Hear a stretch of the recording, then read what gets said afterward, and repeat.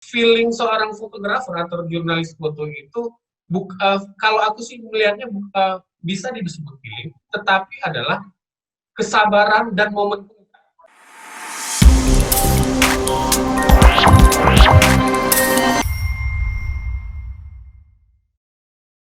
Lanjut.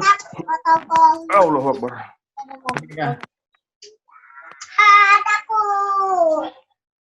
Oke, selamat sore. Ketemu lagi kita ya dalam diskusi kita hari ini. Hari ini kita undang teman kita. Saya perkenalkan, namanya Irsan Mulyadi, seorang jurnalis fotografer yang saya tahu ya, tapi saya tidak tahu yang terbaru seperti apa. Apakah masih jurnalis fotografi? Tapi yang pasti dia masih seorang fotografer ya. Hari ini kita mau ngobrol-ngobrol sama Irsan. Apa itu mungkin jurnalis fotografi? Apa beda dengan fotografi biasa atau ya seputar yang berkaitan dengan fotografi lah, seperti itu. Nah, sebelumnya Irsan, terima kasih ya sudah meluangkan waktunya untuk diskusi kita sore ini. Santai aja ini ya, kita seperti ngobrol-ngobrol di warung kopi. Jadi tidak ada sekat-sekat dan yang pastinya tidak ada politik-politik di sini ya. Nah, itu dia. Oke. San, untuk memulai ini San ya. Udah berapa lama San berkecimpung di dunia fotografi? Dan fotografi apa sih sebenarnya yang dirimu jalani lah, kira-kira seperti itu. Ya, baik. Terima kasih atas pertemuan hari ini. Ini sebenarnya sangat mengejutkan. Tadi siang diajak Andi Tokong untuk kita Zoom meeting, dan alhamdulillah inilah salah satu bentuk silaturahmi kita. Pandemi udah kayak itu lah, kayak bentar-bentar gitu lah mukadimahnya ya. Boleh lah, awal-awalnya boleh lah. Awal-awal boleh. Jadi sebenarnya kalau ditanya tentang kapan awal mulanya suka fotografi, sebenarnya dari SMP juga aku sudah suka dengan fotografi. Jadi pada saat perpisahan di SMP, ada teman-teman, ya ada temanku, aku ingat namanya Yeni. Pada saat itu Yeni, aku nggak tahu ya sekarang dia di mana. Dia di zaman kita SMP di tahun 90-an kita menyebutnya tustel atau kamera analog. Nah, tustel atau kamera analog kita anggap sebagai benda yang lumayan mahal. Jadi aku sadar diri, keluargaku tidak bisa membeli itu, tapi aku suka dengan fotografi. Ya, jadi pada saat perpisahan aku menawarkan diri untuk memotret dan segala macam. Nah, suka fotografi jurnalistik itu sudah ada pada saat sebelum, kalau tadi kan aku cerita pas SMP tamat, kelas 2 SMP, berarti kawan-kawan kelas 3, itu kejadian 98, informasi. Nah, aku tinggal di kawasan Jalan Sutrisno, Jalan Antara. Nah, kawasan Jalan Antara pada saat reformasi, itu sangat-sangat berkecamuk. Nah, masyarakat di sana kan menjadi korban.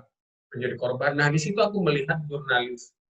Pada saat itu aku tidak melihat jurnalis foto. Aku melihat jurnalis TV yang meliput secara langsung kerusuhan yang terjadi di kawasan Jalan Sutrisno. Nah, itulah cikal bakal aku menyukai dunia jurnalistik. Nah, pada satu saat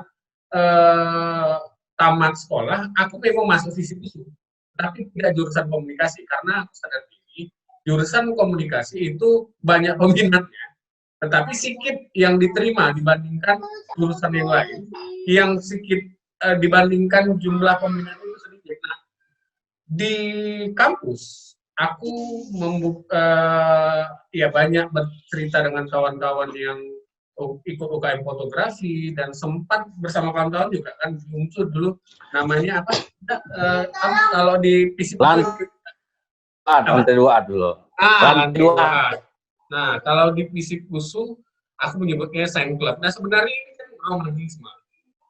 Nah, itu cikal bakal menyukai dunia fotografi jurnalistik. Sama Ibu. Kalau ditanya sejak kapan dunia fotografi jurnalistik menjadi bagian pekerjaanku, jawabannya adalah tahun 2008. 2008 pada saat itu aku diterima di kantor Berita Antara menjadi wartawan teks. 2009 awal Februari kejadian ketua DPRD Sumut, Iya. Aji Sangkat. Aji Sangkat, iya. Nah, pada saat itu aku masih menjadi wartawan tulis, tapi aku membawa kamera pocket. Nah, pas kejadian itu banyak fotografer senior yang berada di ruang paripurna. Terlihat jelas pada saat itu kerusuhan di ruang paripurna. Karena aku pada saat itu masih di bulan, jujur aku down. Ini kok tiba-tiba ada kerusuhan, aku down. Dan aku melihat ada satu terbuka. Dalam pikiranku cuma satu, aku harus keluar dari sini. Aku jadi korban. Nah, pada saat pintu terbuka, aku keluar, di depan mata kepala ada orang yang diarah-arah. Aku nggak tahu dia siapa. Aku turun sampai di pelataran bawah. Di bawah pada saat itu masih ada semacam kolam DPRD Sumut.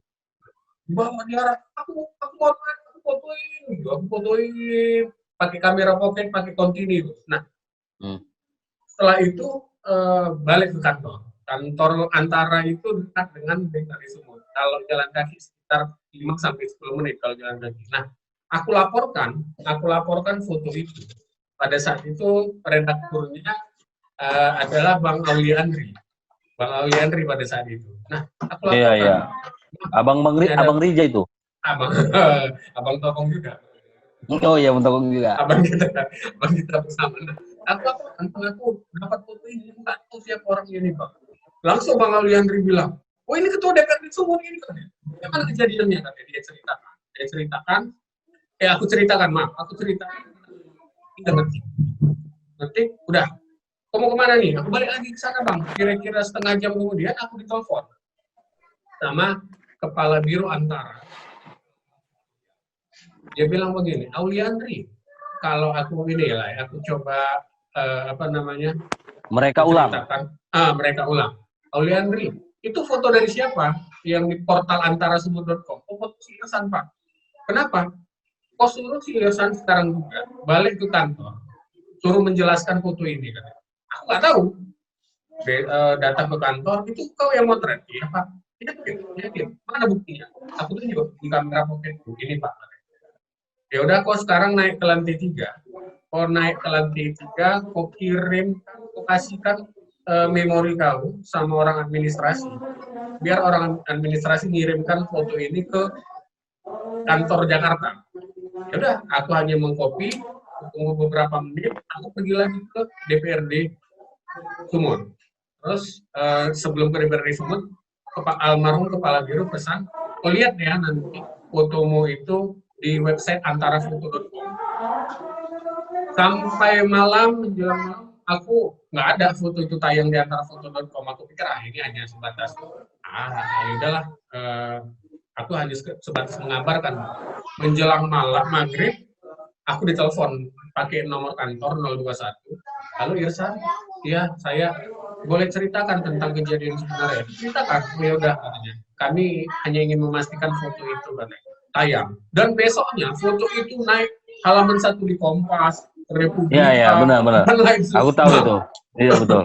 Halaman 1. Dan pagi-pagi sebelum sekitar jam 9:08 aku ditelepon sama almarhum Kepala Biro itu lagi. Telepon, kau di mana?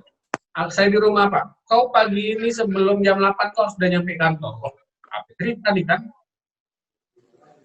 Nyampe kantor sekitar jam 8 karena rumahku kan dekat juga dengan Antara.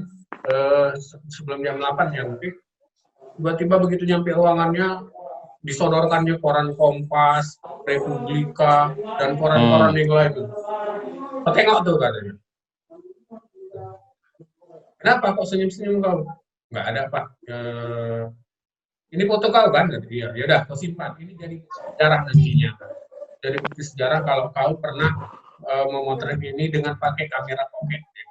Nah, itulah cikal bakal aku menjadi jurnalis foto di kantor Berita Antara.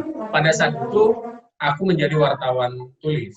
Nah, di Februari 2009 sampai Agustus 2009 aku masih wartawan tulis dan menjadi wartawan. Nah, pada satu ketika aku memutuskan untuk ini ya Bang ya fotonya ya. Betul. Wih, cadas. Iya, iya. Nah, ini fotonya. Ini yang di posisi, ada 2 orang yang berada di posisi ini. Satu aku dan satu lagi Handara Wirayuga, waspada online yang tahun pernah nampak fotonya yang ini tuh, yang almarhum ada kepalan tangan. Nah, itu foto Handara Wirayuga. Pada saat itu kami tergolong baru. Kami tidak tahu apa itu berita sifat internasional, berita bersifat lokal nasional, dan juga bersifat lokal. Nah, ya asal kirim aja gitu. Pada saat itu, berapa hari setelah jadi wartawan, Bang? Kenapa, Pak? Berapa hari setelah masuk di Antara, Bang Eta? Aku masuk Antara Oktober, ini kejadian November? Februari. Oh, Februari. Sekitar 4 bulan. Dan itu statusku masih wartawan portal antarasumber.com, wartawan tulis ya. Ini aku pakai kamera. Nah, pada saat itu aku tidak tahu ini berita internasional, gitu. Nah, Handara Wirayuga di sebelahku, dan dia juga, apakah dia masuk di ruang paripurna atau kayak aku nggak tahu. Tapi yang pasti di situ ada 2 fotografer, satu Yuga, satu aku. Nah, inilah cikal bakal aku menjadi seorang fotografer jurnalis di kantor berita Antara. Nah, itu menariknya menjadi seorang jurnalis itu adalah ketika sebuah peristiwa itu ya bukan menafikan waktu ini erupsi Gunung Sinabung. Hari ini erupsi Gunung Sinabung misal jam 5 sore. Nah, wartawan tulis itu kan bisa menelpon, misalnya kepala BPBD Karo, ya kan, Bupati Karo, dan Dim, Kapolres di sana, ya kan. Nah, pertanyaannya adalah, kalau wartawan visual gimana? Melukis, ya kan harus ke lokasi. Nah, inilah yang membuat aku, menjadi seorang jurnalis foto ini penuh tantangan. Nah, jadi di 2009 bulan-bulan Agustus, aku memutuskan ya sudahlah, aku kayaknya fokus ke foto aja pada saat. Oke. Kira-kira seperti itu. Menarik nih, San. Aku ada satu pertanyaan ini, karena kau bilang disitulah tantangannya. Berarti ada, kalau aku bisa bilang ya, ini mulai menarik deh diskusi dia. Insting. Kira-kira ada nggak sebuah pengalaman yang dimana instingmu bermain dan itu ternyata benar? Misalkan nih ya, kayak peristiwa itu aku sebut itu bisa dibilang nalurimu lah, tanpa kau sadarin itu. Sebenarnya itu udah nalurimu udah bermain itu. Peristiwa memoto almarhum Bapak Adis Angkat itu. Nah, apakah ada peristiwa-peristiwa lain yang misalkan ini ada demo nih, katakanlah seperti demo kemarin misalnya. Kau udah feeling ini nanti akan rusuh nih sekian ini lagi. Jadi aku udah harus di sini dulu posisinya. Kira-kira seperti itu. Itu contoh kasus, misalkan yang lain gitu. Atau hal yang lain gitu. Pernah nggak kau mengalami itu?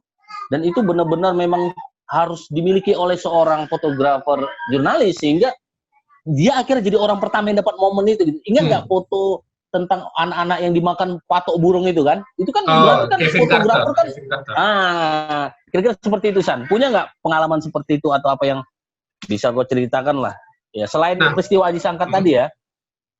Nah, jadi seperti ini. Aku ingin menceritakan nanti ke aku. Jadi begini. Kalau kawan-kawan ingat, pemenang World Press Photo, orang Indonesia pertama yang memenang World Press Photo itu bukan wartawan foto, dia wartawan tulis, tapi memotret. Namanya Solahuddin dari Jawa Pos. Yang kalau kawan-kawan ingat, yang ada supporter bos kembali. Nah, pada saat itu begini, dia cerita. Di hari itu, pihak di sana, apakah Kodim atau Korem, aku nggak tahu. Jadi menyediakan bus untuk para supporter yang mengantarkan dari stadion ke mungkin terminal. Nah, itu hari pertama. Si Solahuddin mau liputan ke sana dan melihat ada kamera di kantornya. Dia ambil, terus nggak ada yang motret nih, dia bilang, aku bawa ya. Nah, terus sampai ke lokasi dan segala macam, ternyata benar seluruh supporter dibawa pakai truk TNI. Dibawa pakai truk TNI. Terus pada saat itu hari sudah mulai gelap. Dia tembak truk pertama, oh ini biasa-biasa saja dan segala macam. Dia hanya ngambil sekali. Sampai truk ketiga, hari sudah mulai gelap, dia pasang flash. Dia pasang flash. Terus biasalah, kalau supporter itu kan ada yang kegeranjingan, oh ya, dengan merah. Nah, pada saat itu segala macam, truk itu kembali ke arah kanan. Masalah ke sebelah kanan. Nah, itulah dia motret nggak dapat frame itu, dan frame 2 kalau nggak salah itu tangan dia ya, motret dia juga ikut tertinggal kalau aku nggak salah. Nah, artinya apa? Artinya apa? Artinya di sini feeling seorang fotografer atau jurnalis foto itu kalau aku sih melihatnya bisa disebut feeling, tetapi adalah kesabaran dan momen jurnalis foto dan juga jurnalis tulis harus bisa melihat ini momen puncak atau tidak. Contoh kasus begini, ada kemarin kawan fotografer di Medan, medianya itu aku nggak sebutkan, dia ada 2, mereka pakai shift, ada pohon tumbang di depan mereka. Nah, si fotografer pertama datang dari jam 1 siang sampai jam 6 sore, dia tungguin batang pohon itu diangkat. Jadi dia menunggu itu. Nah, lama kan sementara si fotografer yang sama di kantornya, tentang 5 menit kejadian itu betul diangkat. Nah, yang foto yang baru datang 5 menit, nah, ini menjadi pelajaran. Terus kita sebut bahwa ya inilah namanya momen puncak. Menjadi seorang fotografer harus bisa melihat itu. Nah, feeling kalau aku sih melihatnya masih abu-abu. Apakah feeling? Kalau menurutku sebenarnya adalah melihat situasi, momen puncak. Ya, dari demonstrasi. Nah, kaitannya dengan demonstrasi. Kita yang sering memotret demonstrasi sering melihat ketika misalnya masa aksi sudah memberikan tanda-tanda maju 10 langkah, ini sudah mulai tanda-tanda. Atau mereka dari awal membawa ban, membawa botol air kemasan yang isinya bensin. Nah, itu tanda-tanda bahwasannya kemungkinan akan ada aksi bakar ban. Kalau seandainya membuat lalu lintas terganggu, kemungkinan kepolisian akan menyiram itu. Nah, itu melihat tanda-tanda alam itu, kita sebenarnya menjadi seorang jurnalis foto itu kalau bukan terlalu naif, kalau terlalu sombong kita bilang kalau bukan jam terbang, tapi ya itulah beberapa kali kita melihat itu kita tahu ini ternyata bakal ada potensi untuk bagi. Nah, kalau gini kan, kalau gini sedikit aku potong. Nah, dengan menyikapi kondisi yang sekarang gitu, dengan dunia digital yang sudah sangat teknologinya sangat canggih sekali gitu, semua orang sudah mempunyai kamera di sakunya sendiri melalui handphone dia. Nah, semua orang tentu bisa menjadi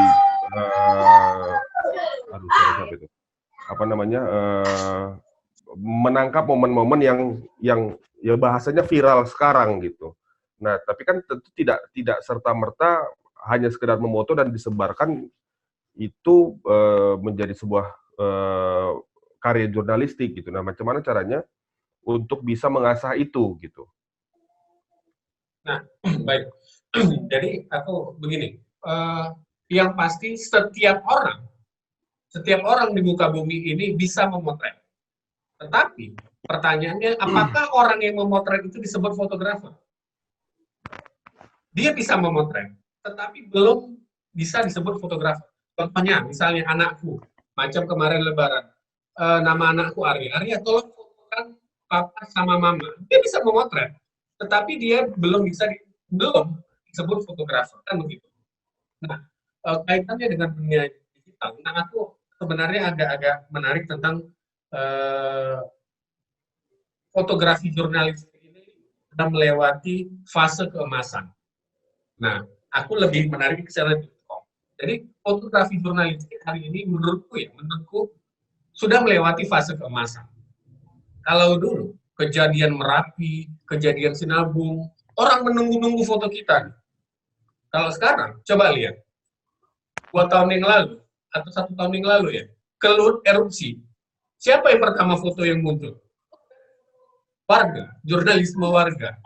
Ya kan? Video juga begitu. Sehingga foto yang dihasilkan di media mainstream itu ditunggu orang kalau yang misalnya visualnya dahsyat. Satu. Yang kedua, angle-nya, misalnya angle-angle yang beda dari jurnalisme warga.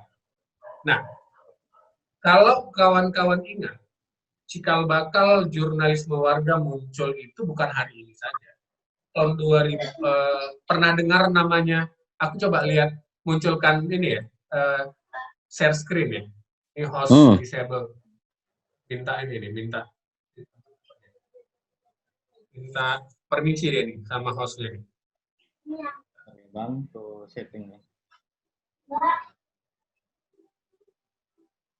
Nah, jadi kalau di tahun 2004 itu, ini nampak ya kira-kira. Nah, ini Cut Putri. Kalau kawan-kawan ingat, tsunami 2004, 26 Desember. Jadi pada saat itu, tidak ada satu visual yang menggambarkan kejadian tsunami. Tetapi yang orang tahu adalah Aceh diguncang gempa dan air dari laut masuk ke kota. Dan orang masih juga asing dengan kata tsunami. 2 hari kemudian, kalau nggak salah 2 hari kemudian, ada satu rekaman gambar di salah satu stasiun TV swasta yang merekam kejadian itu, yang diambil dari lantai 3. Yang pengirimnya adalah Cut Putri. Nah, Cut Putri inilah cikal kita anggap sebagai jurnalisme warga. Ya. Jurnalisme warga. Tahun 2004, Cut Putri ini sudah mengirimkan karyanya, mengirimkan rekaman visual sebuah peristiwa kepada stasiun TV swasta. Nah, baru orang terbelanga. Oh, ternyata begini kondisi di Aceh. Baru, aku nggak tahu ya, apakah sebelum gambar Cut Putri itu sudah muncul yang gambar dari atas yang ada Masjid Baitur Rahman. Aku nggak tahu apakah Cut Putri duluan yang baru muncul foto masjid itu yang semuanya di kiri kanan muncul. Mungkin kantor masih ingat ya. Nah, jadi inilah cikal bakal. Nah, kalau di Medan itu, kalau kawan-kawan ingat kejadian rampokan TMI-nya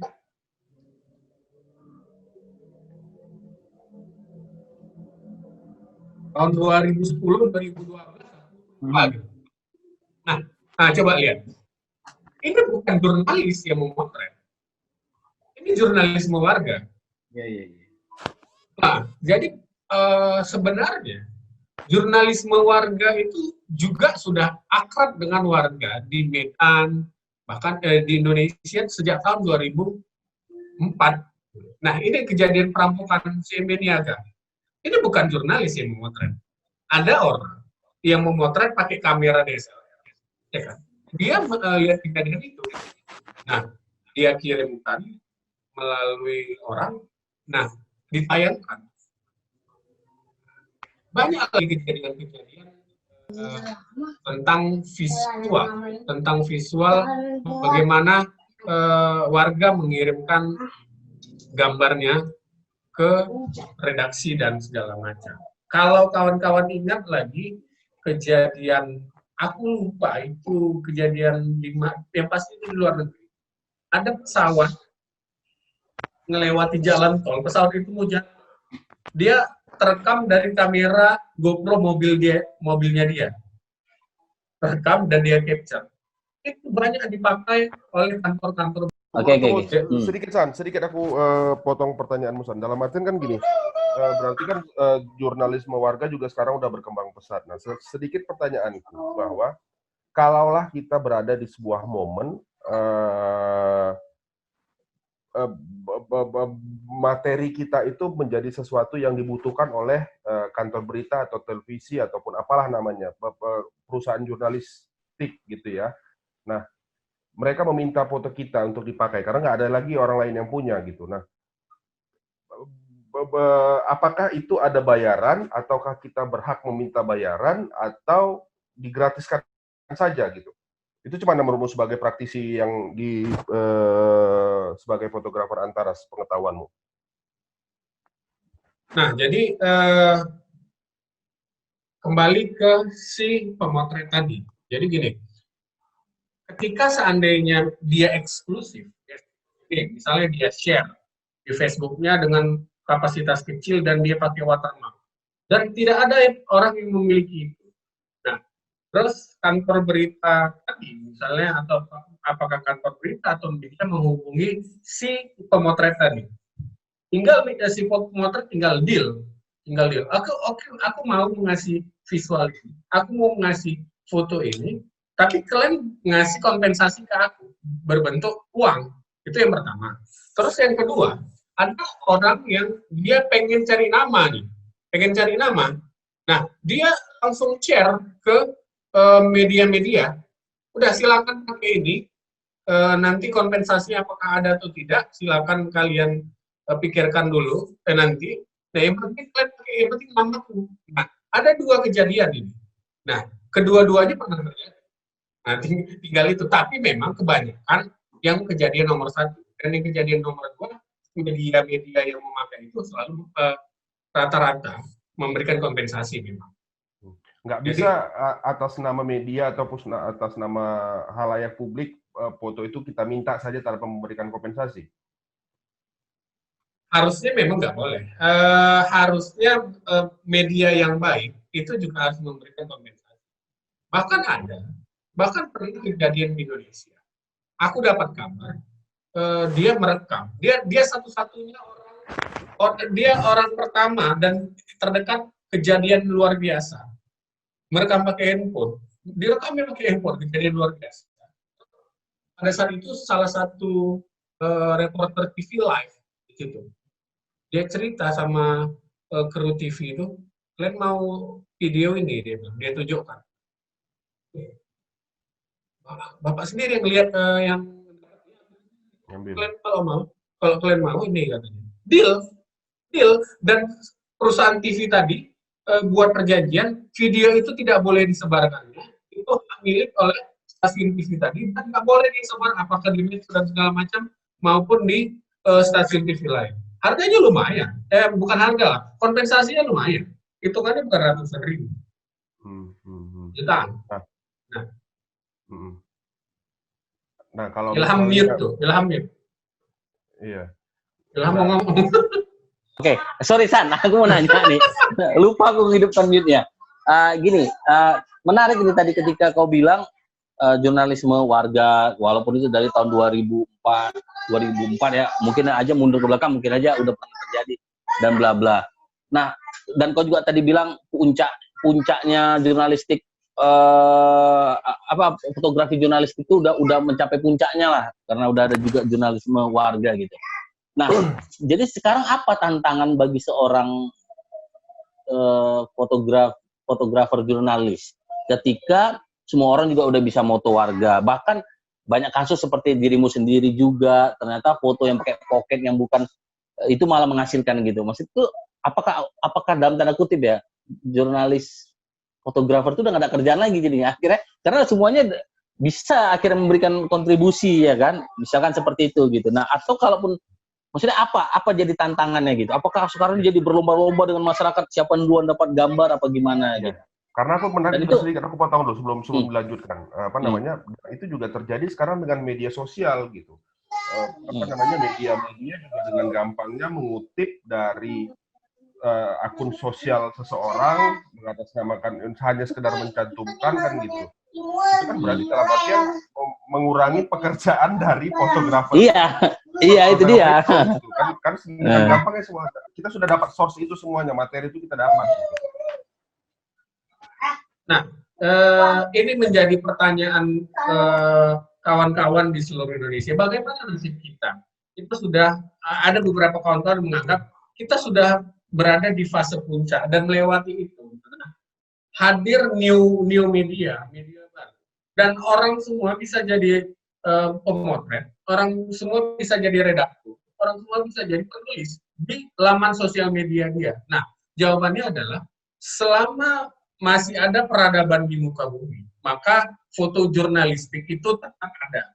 Persoalannya adalah bagaimana kita beradaptasi terus dengan keadaan. Contohnya begini, ketika hadirnya kamera rekaman, record, banyak orang yang memprediksi bahwasannya fotografi jurnalistik ini bakal mati. Ternyata tidak sampai hari ini. Sampai hari ini fotografi jurnalistik tetap ada. Tetapi memang kita harus bisa mengkombinkan dengan situasi seperti ini. Contohnya begini, kawan dan Sila pasti tahu ada istilah paralak, gambar foto, tapi dia diedit semacam bergerak. Nah, itu kan contoh-contoh yang harus beradaptasi dengan teknologi hari ini. Nah, itu yang pertama. Terus yang kedua yang perlu adalah ada beberapa akses, ada beberapa kejadian yang foto jurnalisme warga itu tidak bisa, tidak bisa ya. Mereka masih ragu-ragu ke lokasi itu. Nah, contohnya contoh ya. Akses lah ini ya. Ya, misalnya akses atau contohnya kejadian kemarin unjuk rasa di Jakarta. Banyak beredar foto-foto, video-video amatir. Tetapi tetap saja foto-foto yang sifatnya dengan angle-angle berita itu dihasilkan oleh jurnalis foto. Tetap saja. Tapi kalau seandainya peristiwa contohnya kita berharap jangan pernah ada lagi kejadian di depan mata kita. Misalnya kejadian kecelakaan dan segala macam, ya sudah hampir dipastikan warga yang pertama kali mendapatkan itu. Tetapi untuk menghasilkan frame sesuai dengan kebutuhan berita, jurnalis foto hadir di situ. Kira-kira seperti itu. Selama masih ada peradaban di muka bumi ini, kita masih dibutuhkan. Oke, nah teringatnya dirimu sekarang masih seorang jurnalis fotografer jurnalis atau gimana? Ya, pertanyaan yang butuh apa? Pertanyaan macam apa ini ya? Pertanyaan macam apa ini ya? Pertanyaan paling berat. Jadi begini, yang pasti aku masih menjadi jurnalis, tetapi karena aktivitasku 1 tahun terakhir ini fokus di si Tokung juga tahu nih.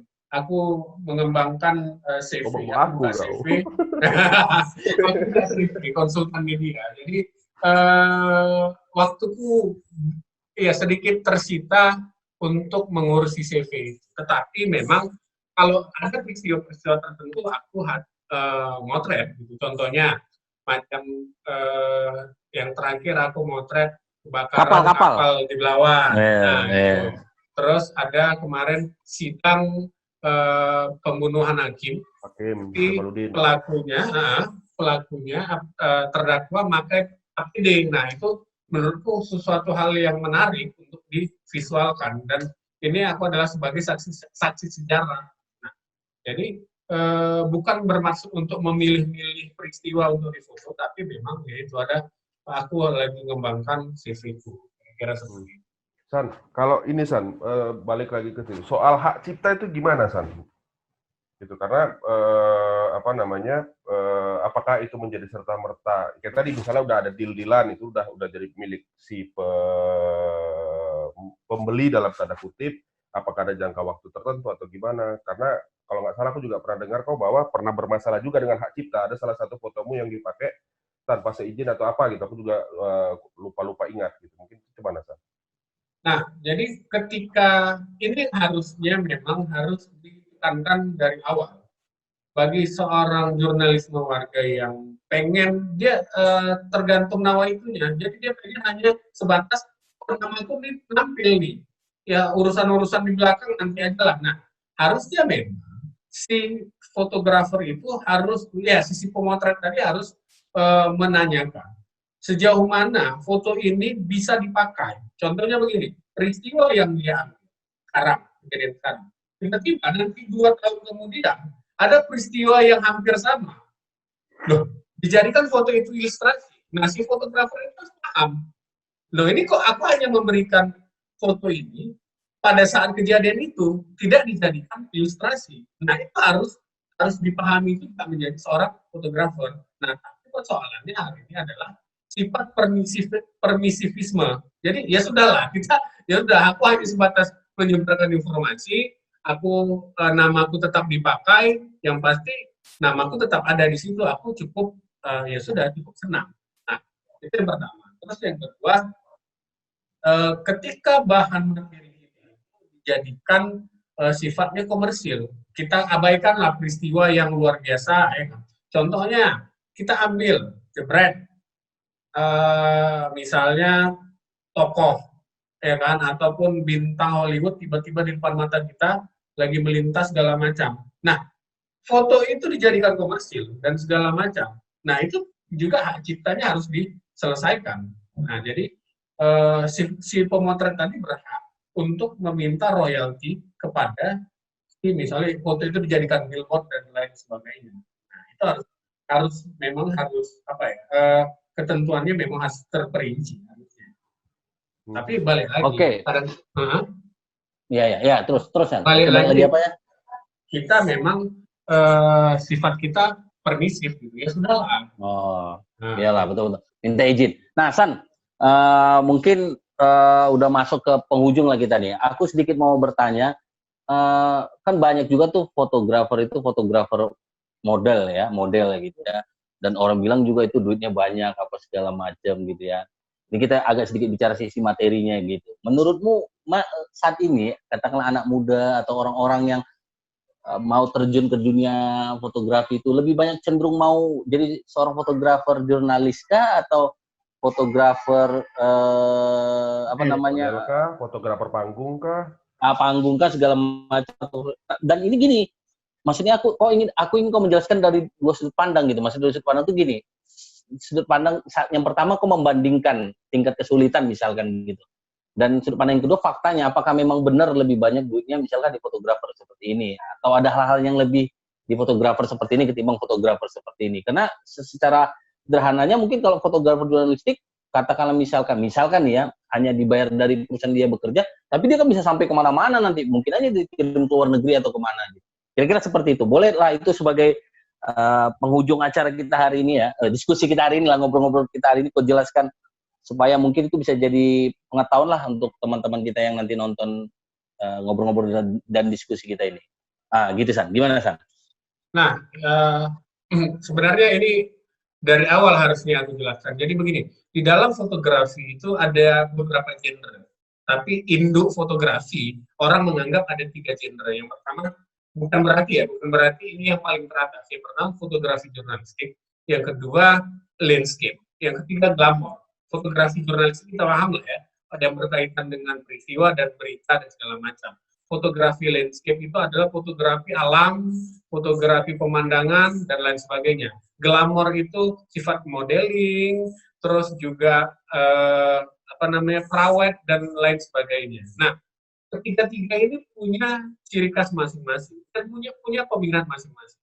Tapi faktanya di lapangan adalah orang-orang yang baru, bukan yang baru ya, yang penghobi itu lebih hampir kesuka ke yang 3 tadi, glamour. Terbukti kegiatan-kegiatan hunting foto dilaksanakan itu terbukti banyak yang hadir. Kalau kita ambil jumlah,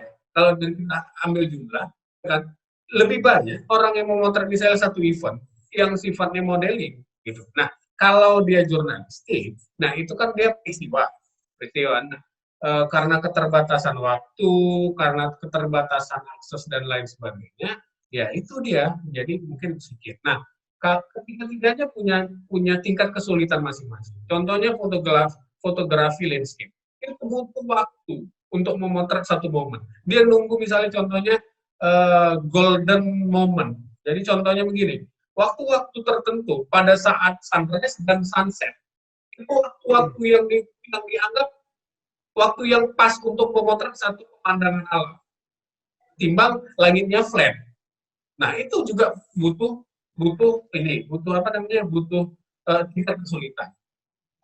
Kalau dari segi income, nah aku tidak bisa membanding-bandingkan. Yang pasti sama seperti yang dirimu bilang tadi, Ham, bahwasanya kita kadang-kadang diminta untuk keluar negeri untuk memotret segala macam. Nah, kawan-kawan wedding juga begitu.